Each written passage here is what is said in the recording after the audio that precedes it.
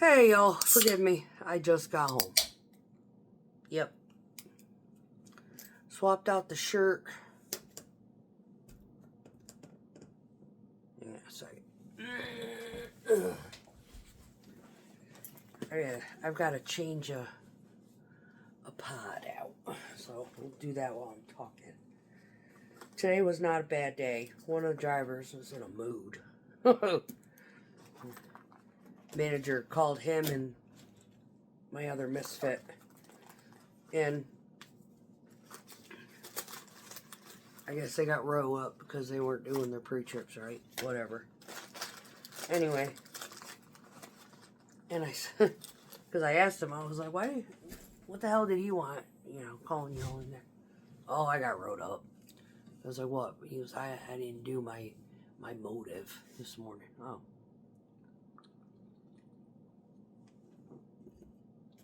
Yeah. They'll do that. He's like, yeah. I realize that. Alright, where is the other blank? Did I use it? I might have used it. Where are you?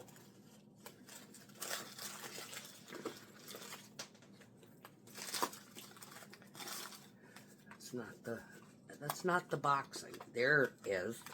There it is. Okie dokie. Stick you guys back in there. So, anyway. Yeah, a day in the life of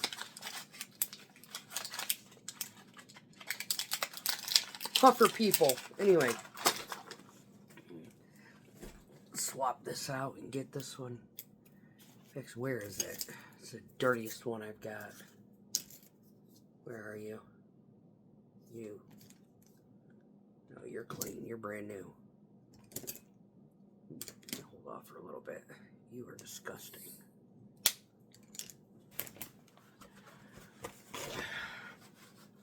Okay, so if you're wondering, I use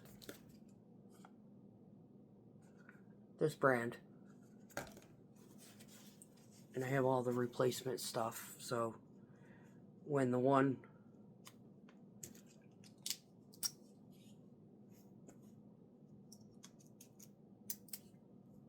pod, the cartridge, I mean, it starts to get grimy looking like that. Yeah.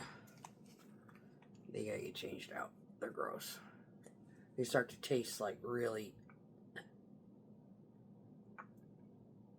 If you've ever been a smoker and you butted a cigarette, it's that strong ass shit, you know, the butt. That's, anyway. So, come on. Pop off, fucker. Don't make me go back, get an empty. I need the mouthpiece. And they're so much easier to get off when they're inside the cartridge. Give me a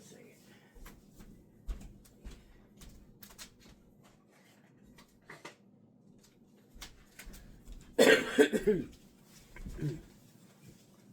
This one's dead. I killed it. There we go.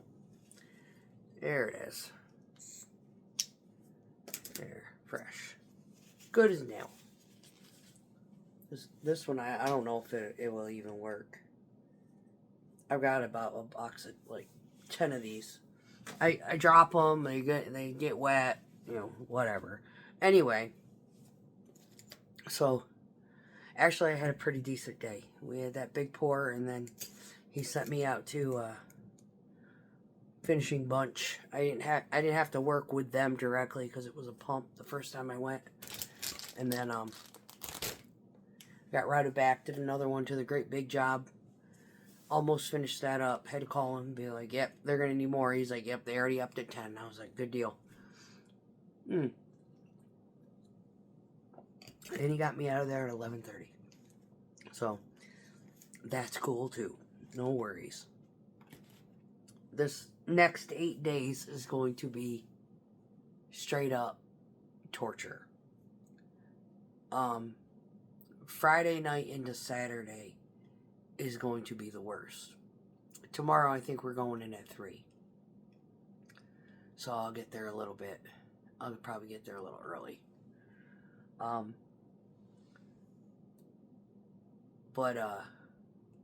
Yeah, we got like 600 something for that. And then, or was it 200? 300. 321. So they're still working on tilt-ups, but we've got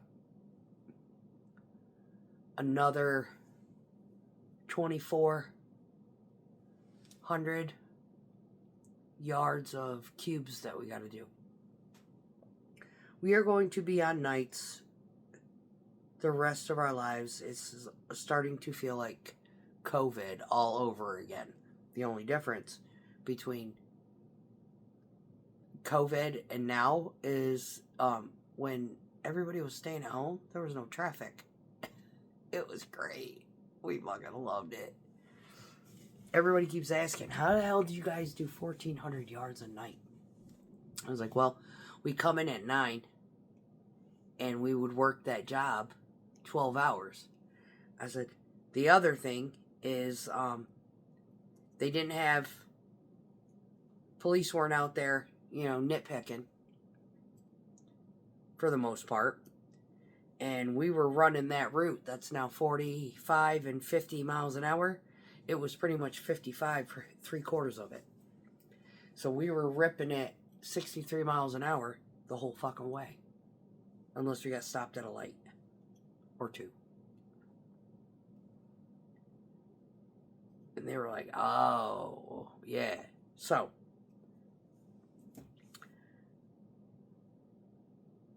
it was just nature of the beast, no traffic. Even during the day, doing just regular residential stuff was like stupid easy because there was no traffic. Yeah, it was kind of nice. I liked it. I liked it a lot. But then it just we were all worn out. Then traffic started picking up. Everybody started coming out of their scaredy hidey holes, realizing that, they were being lied to.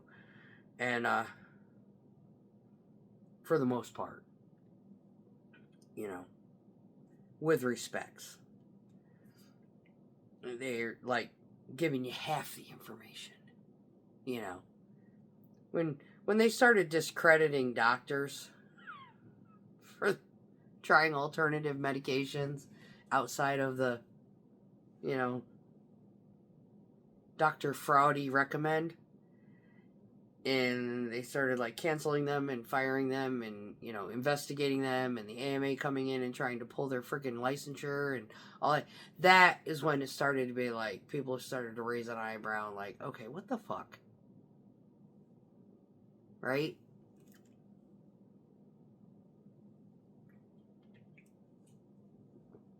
Too much. Anyway. So, yes, I'm unwinding.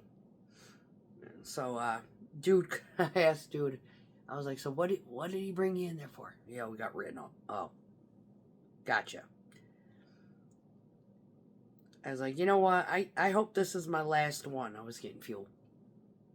I said, I hope after this one, this is my last run.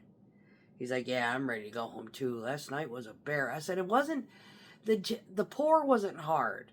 The terrain wasn't hard. It was the fucking washout configuration was hard. We were getting up underneath each other's armpits. It was like, demolition derby with mixers. And then the one dude, you got rookies out there, they're trying to learn, it's muddy and slimy and, it's stressful. It was stressful. It wasn't, finishers were fine. Attitudes for the most part, most of the drivers was fine. We had one guy, he went into a truck because his was getting fixed or worked on or whatever. And the truck he had got this really weird hinky short in the doghouse, and he had no taillights. And another guy was driving it like, a couple weeks ago. An old girl was like, "Hey, you got no taillights." And then turns around, he gets into the hole, and his taillights are on. She's like, "What the hell is going on with that truck?" They bring it to the shop. They were supposed to fix it. They gave it to somebody to use while their truck was getting serviced. And here he is out this job, dark as shit. They got their big and white. I was like, "Dude, you got no taillights." I said, "It's not so much you got no taillights, you don't even have reverse lights. You can't see what you're backing up into."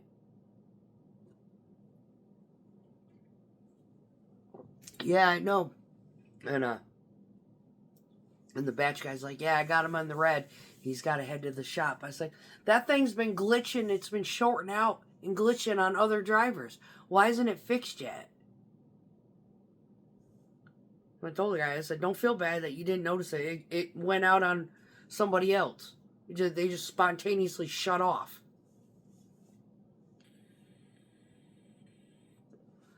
That kind of stress.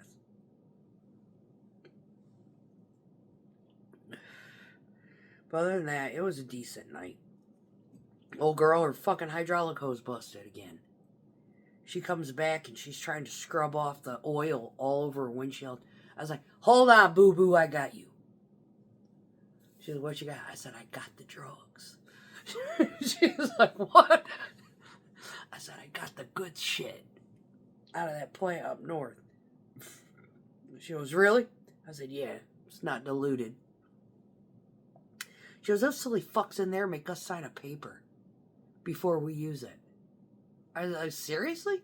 I said, "You can't even go over there and like fill up a bucket and do it yourself?" No. He has a fit. We're like, "Well, we don't get babysat like that. Thank God." Mine's sitting over there. What I need to do is I need to fill up my bucket tomorrow morning before I head down there. That is agenda number 1. So I have stuff to work on my truck with. Because I washed it Tuesday afternoon, knowing it was going to rain. I sprayed it off. And I let the rain rinse it. I came in this morning, it was purty. By the time I got done with that big job today, it is grody. It is looking just as grody as it was before I washed it. If not worse. So, yeah. But what little bit I did do, it keeps the funk from getting back built. So, yeah, I was watching a lot of stuff today, trying to stay awake. Because I was wore out. That rain, and then not being able to get enough sleep last night. Well, I slept for about an hour and a half good, and then I woke up with bells on. I'm like, "Oh, good God. I need to go back to sleep." How the hell? I was like taking melatonin, magnesium. Yeah, oh yeah. Theanine, the mushroom blend. Yeah, I was overdosing on anything that would knock my ass out. GABA. And, yeah, I still woke up feeling so. But the day is done. I am getting my beer on. Dude started laughing. I was like, "Walk it off," after he got his right up. I was like, "Yeah, just walk it off." He's like, "Yeah, I just walk it off." And he's walking like George Jefferson. This guy is a fucking nut. He is a nut job. Anyway, I said I drink it off. When I get home, I'm going to get drunk. Everybody says walk it off. I drink it off. He started laughing. He was like, crazy. I was like, what was with you two this morning? You got there before me." He goes, "Yeah, what's up with that?" I was like, "Because I was in no rush to get in here. I knew what we were doing. I knew there was going to be 6 trucks there before I even got there. Why rush?" So I can sit there and stare at 6 trucks for 40 minutes while I wait for my ticket. Yeah. He's like, "Yeah, I never thought of that." I was like, "Yeah, that's why he tells me to come in 2:45. I come in at 2:35. I get out the gate by 3 o'clock. I get over there by 3:40, and he is dropping a ticket on me as soon as I hit the yard. I'm not sitting there staring at someone's ass for any extended period of time. Yeah. We used to show up early. In the wintertime, we show up early to get trucks warmed up. But other than that, there ain't no need. Mm-mm.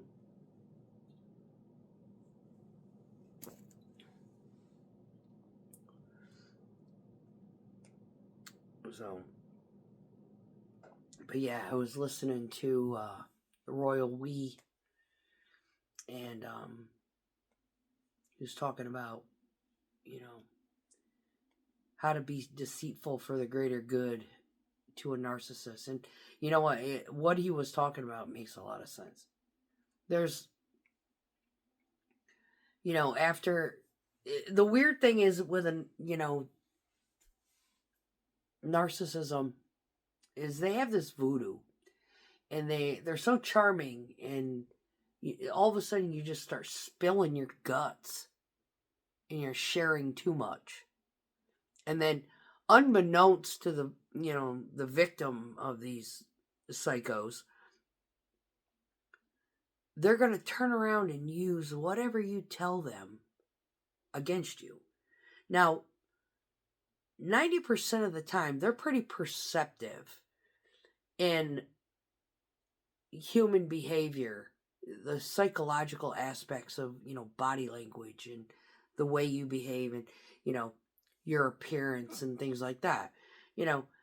It's almost as though you have a neon sign on your forehead that says, I have CP, PTSD, complex PTSD, or I am damaged. I was abused, sexually abused, or psychologically abused, or my family was fucking mean to me my whole life and I was an invisible child. Well, that kind of explains me in a nutshell, all of those. But anyway, but they have this uncanny capability of being able to read their person that they are targeting. They target you because of who you are. Now, if you're a good person, you're helpful, and you're a people pleaser, and you have one of those narcissists who have a mommy wound and they need a mommy and a human alarm clock, you are who they're going for. You are the one they're going to keep around for a while. You're the one they're not going to let out of their sight. My Cluster B milkshake, that's what he did to me. He could see that I was a good person. He could see that I was, giving, people pleaser, want to be helpful, want to, mama bear everybody, keep everybody safe at the job kind of thing. He saw through that in me. Even though, I got dreadlocks almost down to my knees, inside is completely different than the portrayal of outside. Outside is, it's kind of, this is my mask, right? Even though I'm a little bit of a weirdo. But their motive is sometimes not to destroy you. Their motive is to find somebody to just give them that attention and be the mommy and be the human alarm clock and help them with all of their life shit that they can't handle themselves, because they are likely just as broken as you, just they have adapted into this personality disorder that destroys people, and consequently is portrayed by the victim later on as they're cowardly. They're picking fights, they're doing shit to push you away because they're too much of a coward to say, okay, I thought this was going to work and it ain't going to work. Or, you know what, I've lost interest and we just need to stop. No, they will carrot on a stick you until they destroy you completely. And that includes, you know, picking fights, you getting mad, that you walking out, them going and doing whatever the fuck it is they want to do, ignoring your texts, not wanting to talk, not discussing anything, sweeping everything under the rug, hoovering you back, and acting like nothing fucking happened.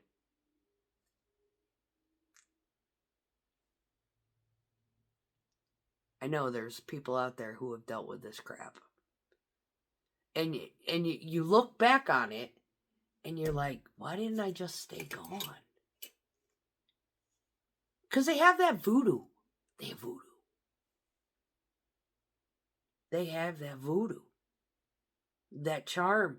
And it's almost as though they have this uncanny capability of creating a people addiction in you. Like you're trauma bonded to their nonsense with hopes that they will go back to the way they were when you originally had them, and you'll be feeling all like the high will be different. The euphoria will come back. No, there's never euphoria. The euphoria lasts about 2 minutes when they give you a hug and they're, oh, you know, I'm sorry for nothing. They'll say, you know, it was just a bad day or some shit. Pacify you and move on without ever discussing what the actual issue was that caused you to run for your life to begin with.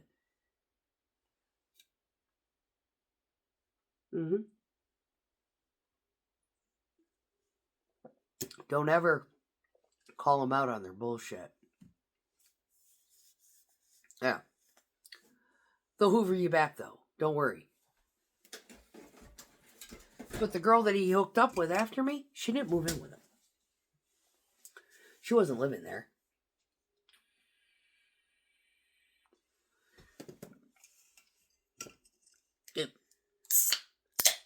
She was she had her own house, she had kids, you know, shit like that. She was part-time. But he played her well. He played her really well. You know, after, you know, finding out who she was and then trolling her Facebook page for a little bit, and she was posting and giddy, you know, oh, he's so great, flowers every day, and I'm sitting there laughing like, yeah, I can't imagine where he got that fucking idea from. I was like, dude, you don't even, you know, I do anything good for you, you know, you don't even show appreciation. I fucking clean your whole house, I take care of your kid, you show nothing. I don't even get a hug when you come home from fucking work.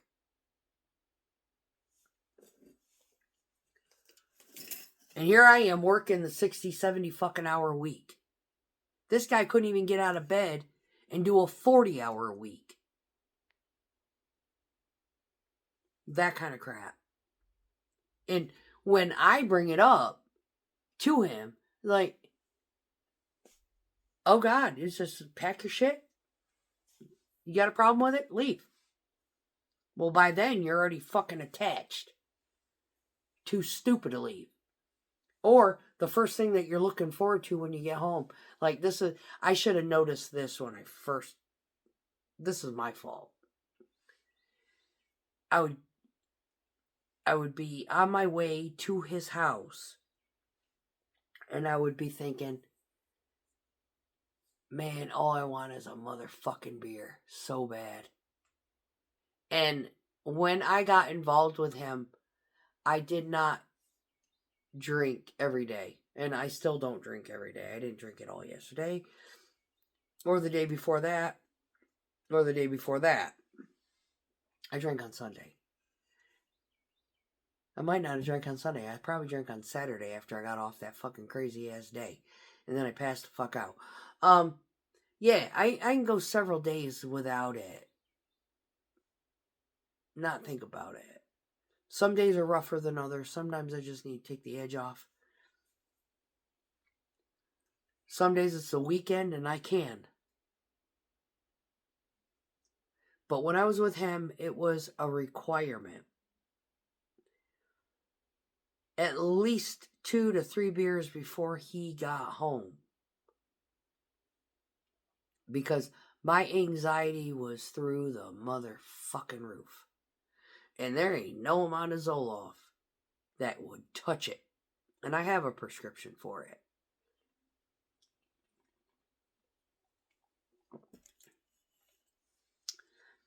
The only reason I stopped taking it was because alcohol works better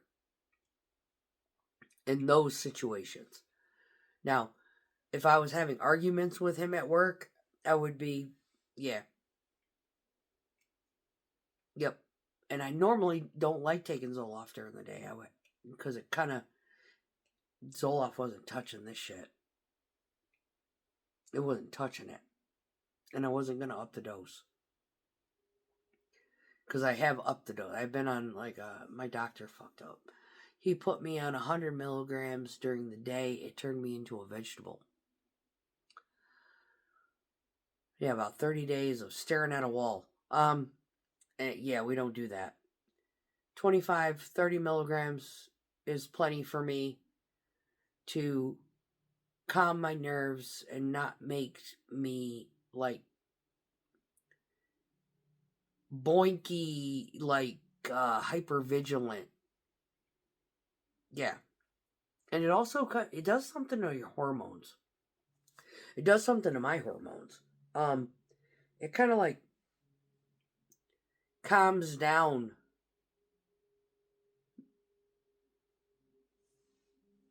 the hormone flux. So,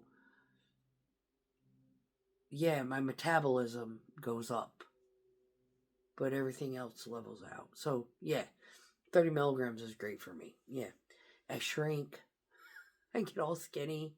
My libido sucks. But, yeah.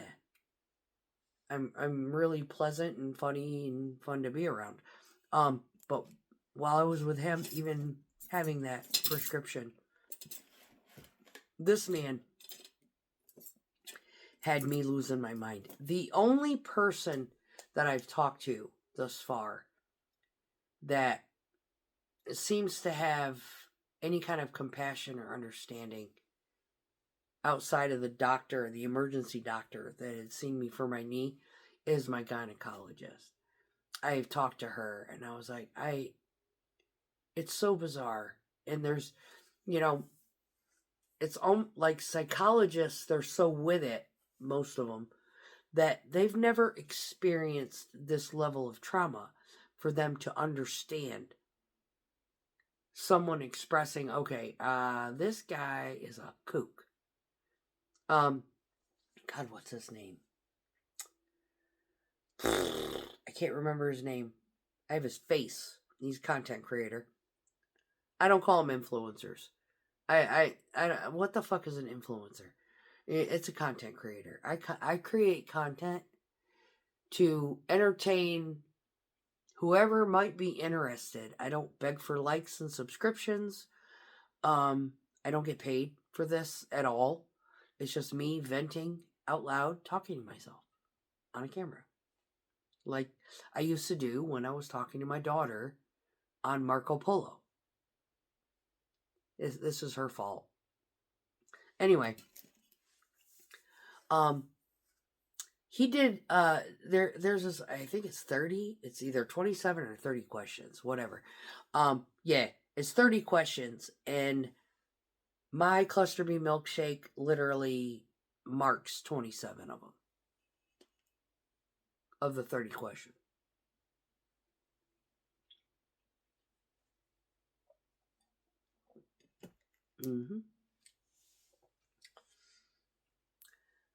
I would say probably 25. 2 of them are just based upon what he has told me. Yeah. 25 definite. Out of 30. Are you a psychopath test? Yeah, that guy. Yeah. Me? I was taking it. I was like, yep, that's me. Oh, shit. Here we go. And then it's like, nope. I think there were 7. out of 30. So I'm not a psychopath. I might have narcissistic attributes. Yeah, I went on a rambling earlier on here. Like, I can't even remember how the hell I got on that subject. I'm sitting there, I'm pulling in my driveway, and I'm sitting there thinking, yeah, I've got 26 pairs of pants. I've told my mom, like, next 10 years, don't buy me anything for Christmas, birthdays, or anything, because I don't fucking need no more shit. I've got enough shit. You know what? You know anybody can buy me. They can hire me an organizer, somebody who will come in here and spend a week with me and unfuck this house. That's what I want.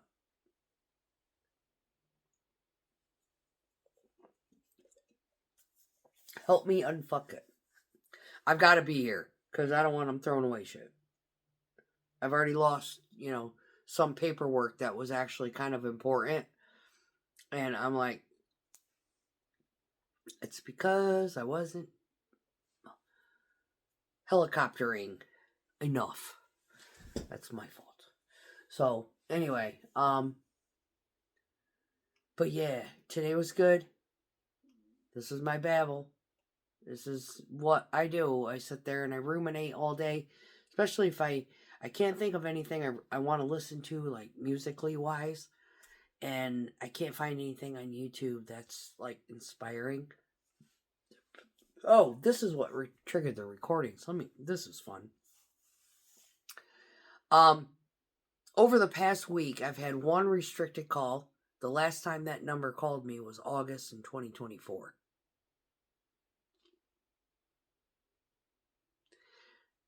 Yeah, and we'll go along. I'll mention this later on because I don't want to get into detail with that. I'll start rambling and it will be all night long. Anyway, and then yesterday, downpouring fucking rain, I get a text from the benign narcissist who I've forgiven, and him and I were actually like really close, like soulmates that can't be together kind of people, right? And he had mass texted it to my old phone number. So it was like him, my old phone number, me. And I'm like, is he high? Right? And I'm like, why would he message that number? That doesn't even make sense. So I didn't even respond to it. Nope. It's still there. I show you. Hopefully I don't find a text message that's gonna fucking distract me. Like the last time I was doing a video. Yeah. Is it that one? No, that was tonight. What is today? 2300. That was Wednesday. Yeah, that was yesterday. Okay. Hang on.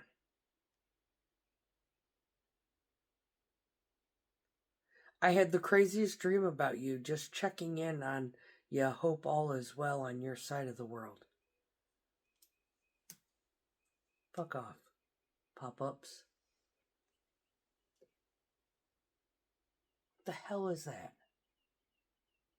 That's my old number. Long fucking time ago.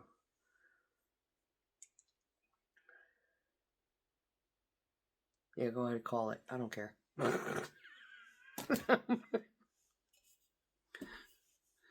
Anyway. Why would he be messaging that one? It makes no sense.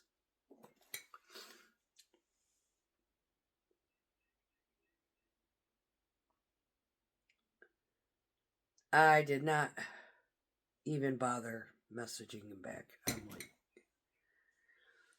you and the milkshake, I'm pretty sure have talked to each other. And I don't fucking care to talk to either one of you right now. So, be gone. Anyway, yeah, he hasn't even seen his 2 fucking grandkids. Something's up. It don't make sense. No, because his kids are on Facebook. One of his daughters is like 6 months younger than my daughter. Yeah,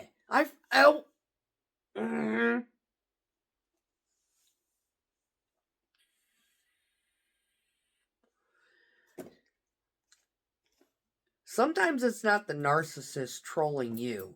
Sometimes you're the one trolling the narcissist. Just to kind of keep up with shit. So, douchebag, he had left me for this woman, probably introduced to by his mother. His mom is his maker. And, and a lot of women, they get in these relationships and, the mother-in-law is all friendly. I fear friendly mother-in-laws. Yeah. I fear them. Because they're the type of people you get comfortable with them and you start confiding in them about their kids' fuckery, and they use that information to go back to the kid and say, you're fucking up because she's told me, blah, blah, blah. And then they get mad. And then they start cowardly, picking and petty and blah, blah, blah. Meanwhile, she's looking for your replacement.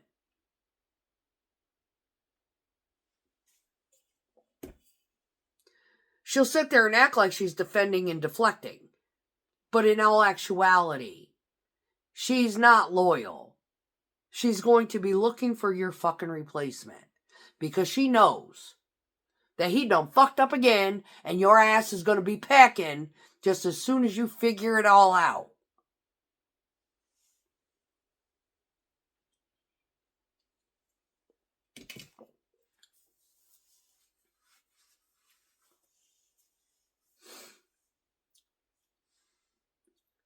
It's disgusting.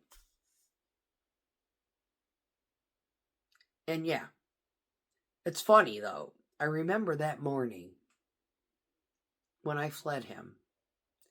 I was leaving my mother's. And even though it's rural and the area of the planet is, got very little population, I have to ride by this psycho's mother's house. His mother's a little psycho too. But anyway, it was a Sunday, Father's Day, and coming from my mom's toward her house, I passed her because she was on her way to church. And we waved at each other. I was on my motorcycle. My sister was in a pickup truck behind me with the rest of my shit from his house.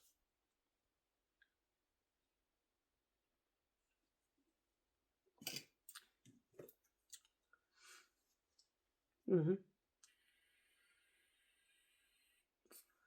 She had no idea. She had no idea that her son was stranded in Nashville.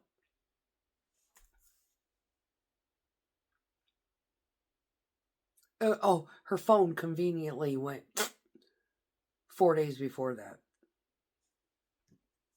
Couldn't get a hold of her. I tried calling her too that night. Mm-hmm. When I did finally get a hold of her, I was like, I need to talk to you. Call me back. She never called me back. So if she wants any kind of clarity, she's never going to get it. Because I gave her 24 hours. And then I blocked her.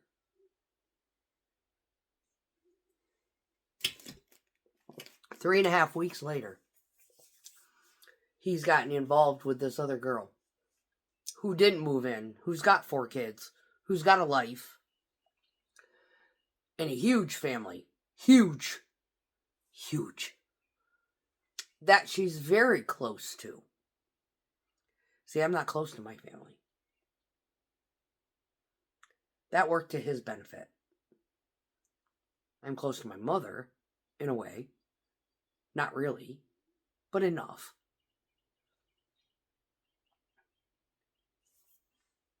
And, hindsight 2020, he used that to his advantage. There's no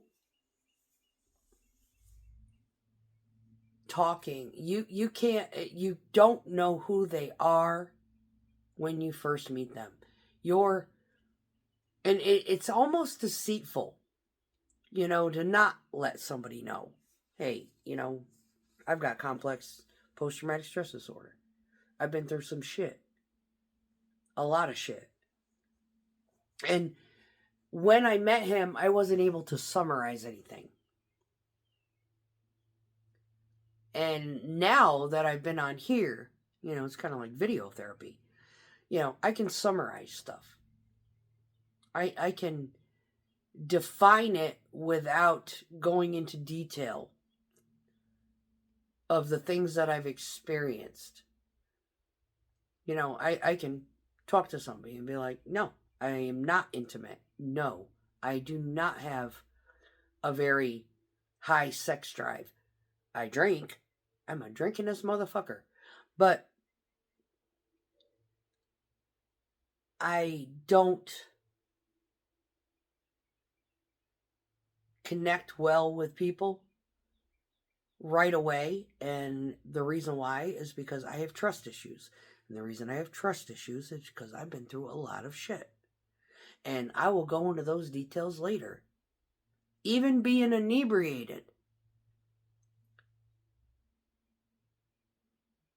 If you have complex PTSD and you like to drink, you have to train yourself to be stoic in a way and not give away all of your details. Because if you do get involved with somebody, you don't know that they're this type of person, especially covert vulnerables, and that's exactly what I was dealing with a splash of sociopathy, a little splash of psychopathy, and a splash of dissociative identity in there. Yeah. And when you finally figure it all out, you're about 6 months in, and in the first 3 months, you've told him all your dirty secrets, and he's using all your shit against you. Good times. Beware. Learn how to simplify your shit.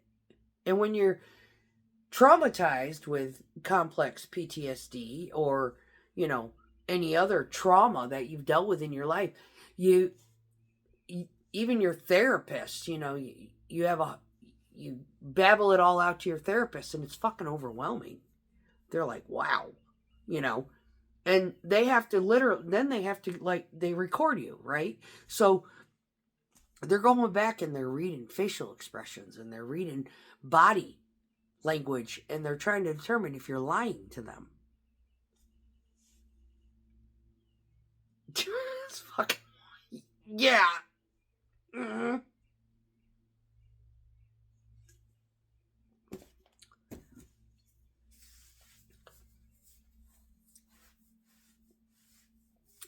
Today's day and age, with technology, doom scrolling, TikTok, crap, and all of this info,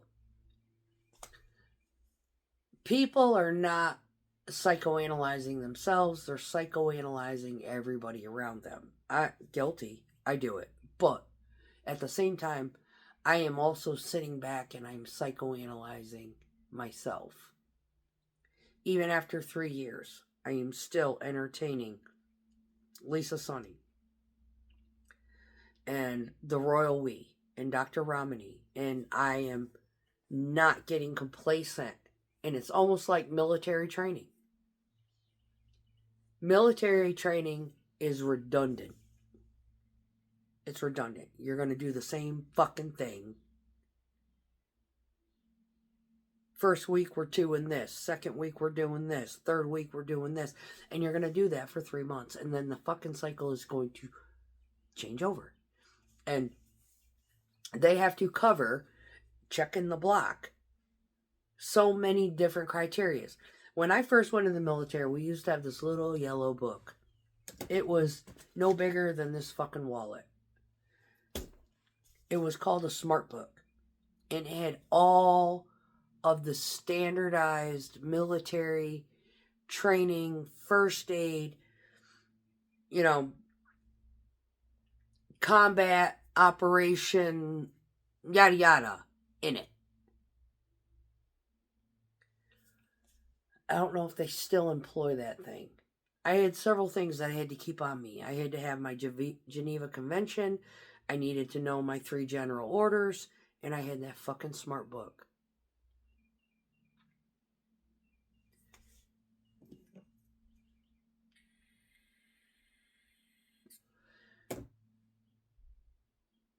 And then the book got this big when you went to the board. Anyway, when you have been involved with a fucking narcissist, you need to employ yourself, having been a victim and a survivor, not to get complacent and forget. You need to heal from it, but you need to hone your skills in your ability to read people better and to listen to your vibes. Listen to the vibe. If the vibe is off, if you start feeling as though, oh, I'm going over to his house tonight, oh man, I better bring me some fucking liquor with me, don't go. Stay home, drink at home. Don't go. Get shit-faced, call him and say, yeah, I had a bad day at work and I got shit-faced and I can't drive.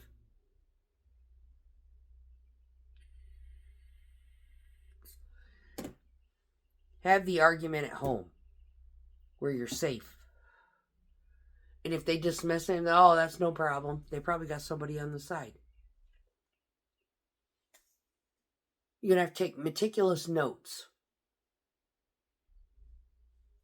If you get involved with one of these assholes, you're going to have to take meticulous notes. Where he left stuff, how things are done. His mom helped him cheat on me. Yeah. She thought I was stupid. I threw it in her face. I acted dumb. I knew what he did. I found the forgotten pair of thongs under the bed.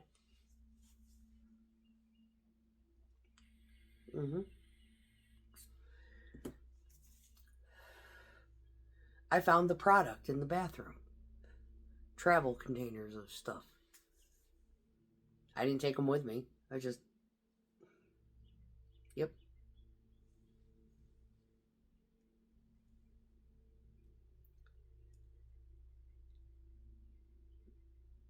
If you play dumb, they think they have you. And they play you for a fool. And it's holding your ground, keeping your cool, and not getting emotional and reacting. And that's the hardest part of being involved with one of these fuckers. Is because they will set you off to the point where you snap. And you gotta get to a point where you are numb. Numb inside. And when they do this shit, you just like,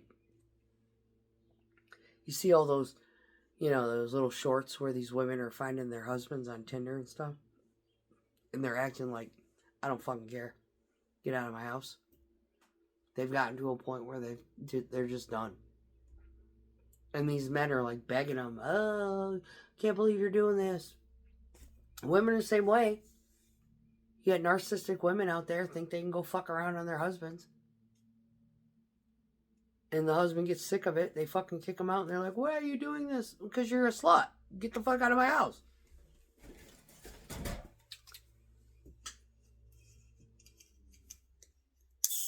See ya. Don't let the door hit you where the good Lord split you. Be gone, bitch. Male or female. If you want polygamy, go be a fucking Muslim. Get the fuck out of my life.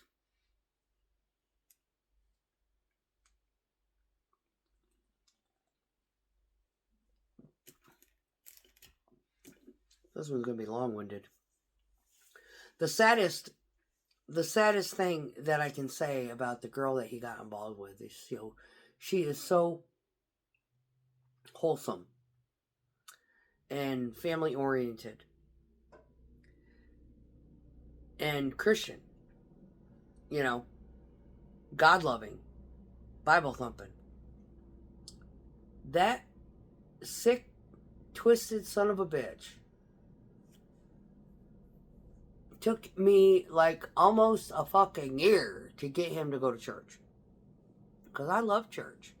And this was one of the things that I was talking about when I was in the truck earlier.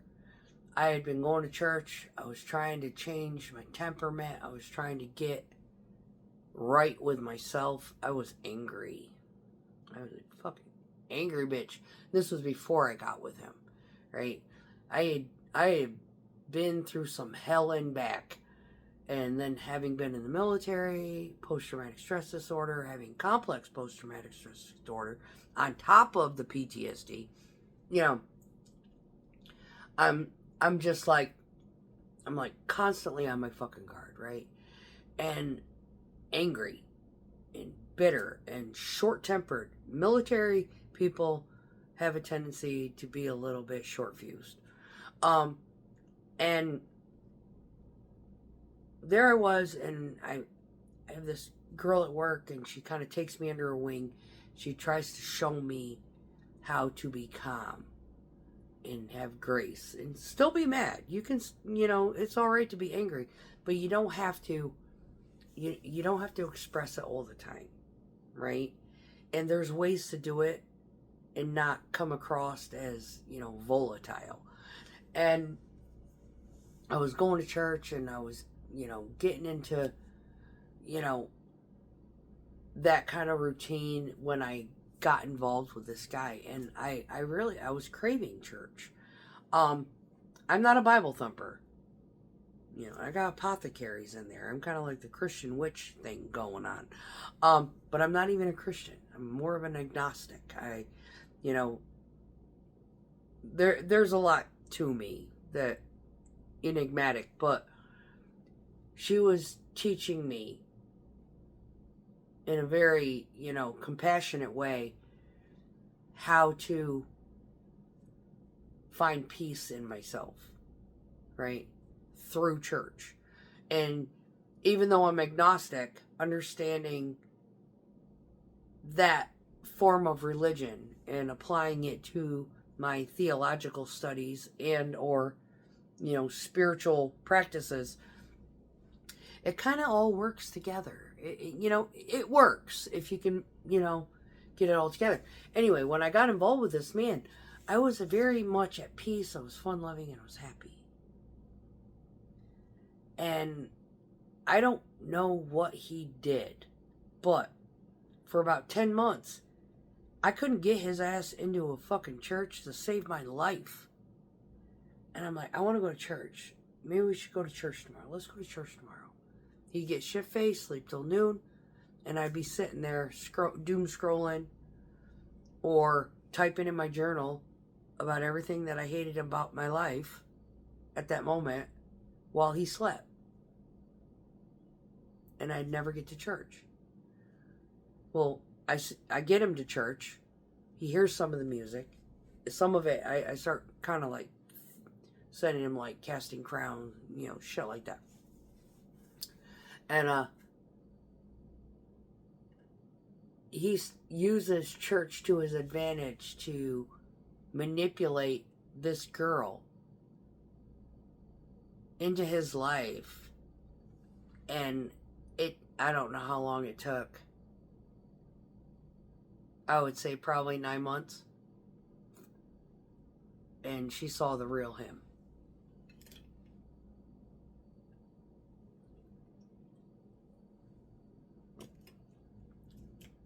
That's when things fell apart.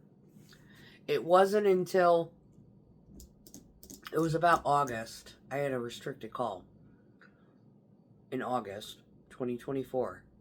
I think that was the last time he ever talked to her. And I think he called me. Just checking. See if I had unblocked his ass. No, I ain't unblock your ass.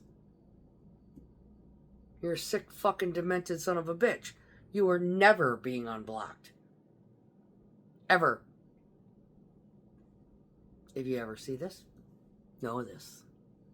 Your ass is blocked for life.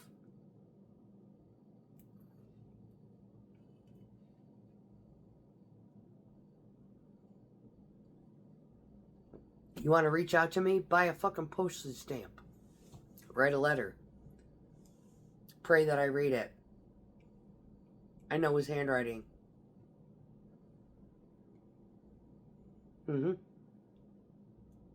Yeah. It may it may get burned over the fucking kitchen sink. Before I won't even read it. So don't try that either.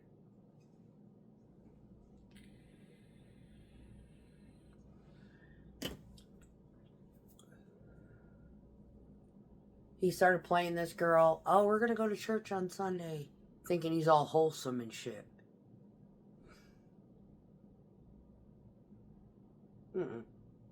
Nope. There's too many of us at work that know all his fucking dirty secrets. And even 3 years. It's going on 3 years. June will be 3 years. This is how long it takes to heal from one of these assholes. You got content creators who've been on here for decades talking about this crap.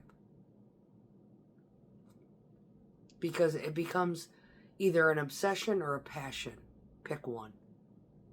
They might be one and the same.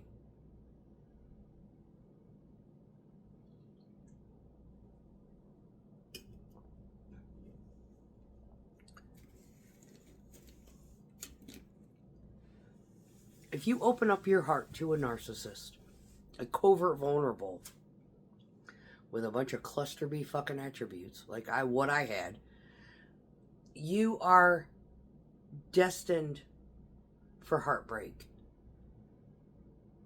Period.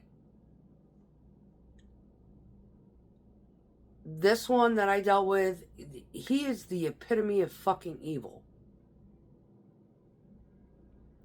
And, you know, I got a video out there I did, just last week, where I was telling about how the guys that work with him up at a plant that he works out of, the one guy is like, yeah, he just refers to y'all as girlfriend. He doesn't put names to them. I was like, yeah, because we're fucking toasters. We're an appliance. We're about as good as a fucking vacuum cleaner. I said, I can't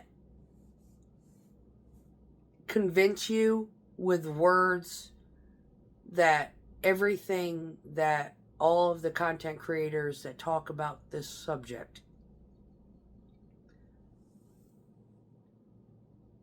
all of the examples, everything in the DSM-5, right?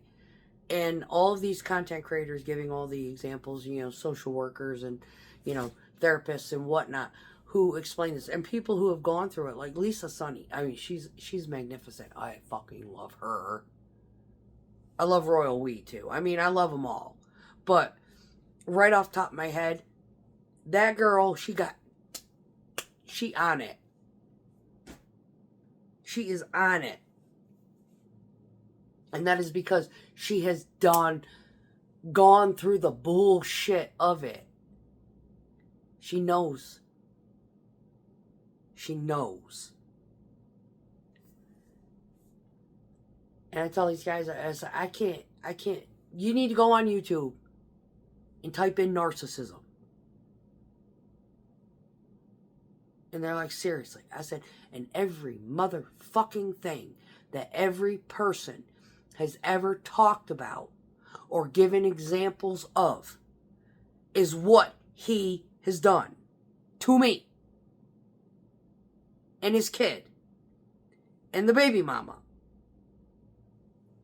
and the 8 other girls and the one after me. I kid you not. I am not bullshitting you. I do not lie. I cannot lie. I cannot fucking lie like that. I'm not that creative.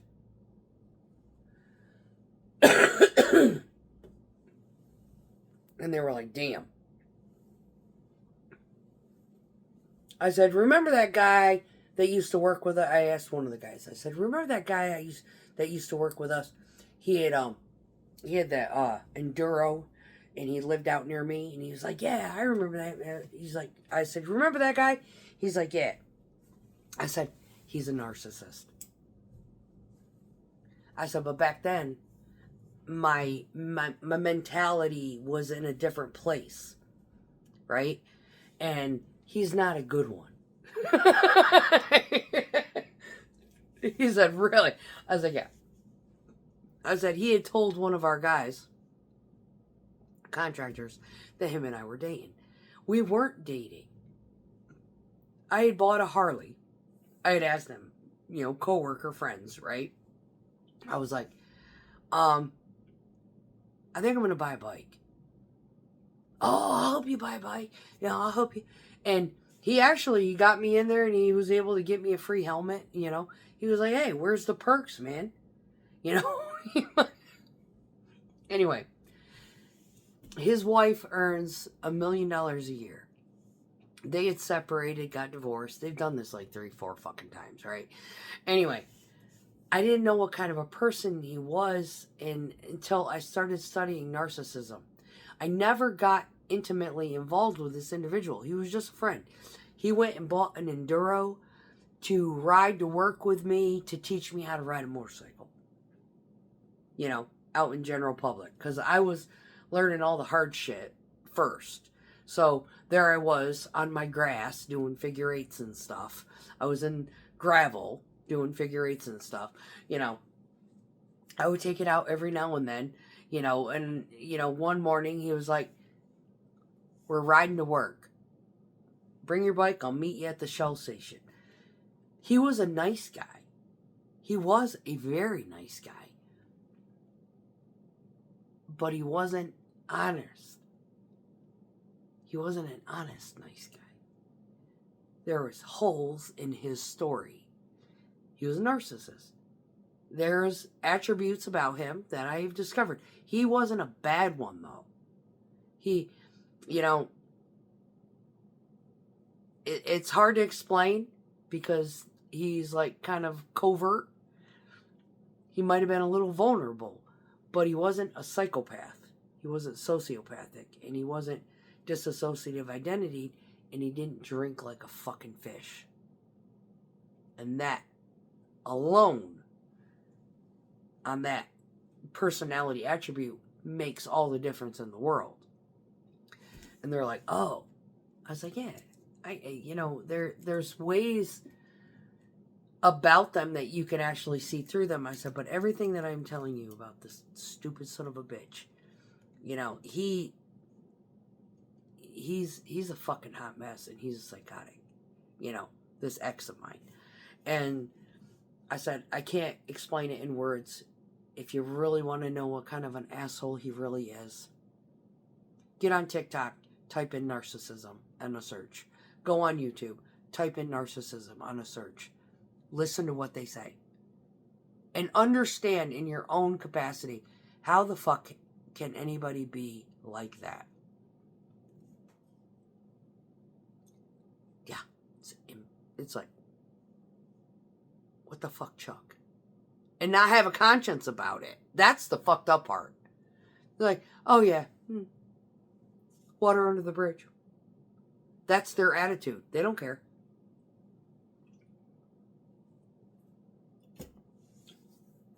I'm hungry. So we're going to stop this here. But yeah, usually I don't talk. This is a subject I hate talking about. I hate talking about it because it brings up memories, and it hurts. So I'm going to end this here. But yeah, I didn't have a bad day. Just, it was a weird day. No biggie. Probably got to be in like 3 in the morning. I still haven't got a check-in time, so I ain't going to bed anytime soon, but I am going to eat like a little piggy because I am fucking hungry. Y'all, sorry this is so long, but yeah, there's a lot going on today in my little head. Take care, peace out, be good to each other, say a prayer for those that need it, and drink one on me, because today is one of those days. Yeah, and if you think you got a problem, go to AA. If you're not sure if you got a problem, go a couple days and not drink and see how you act. Yeah, I'm probably only going to do like 6 tonight. Sunday I drank 11, or no, Saturday I drank 11. But I didn't drink the whole week, so it kind of makes up for it. Y'all, yeah. Just don't overdo it. Don't be a sidewalk hugger. And don't be a fool in public. If you can do that, yeah. You can hold off on AA for a while. Peace.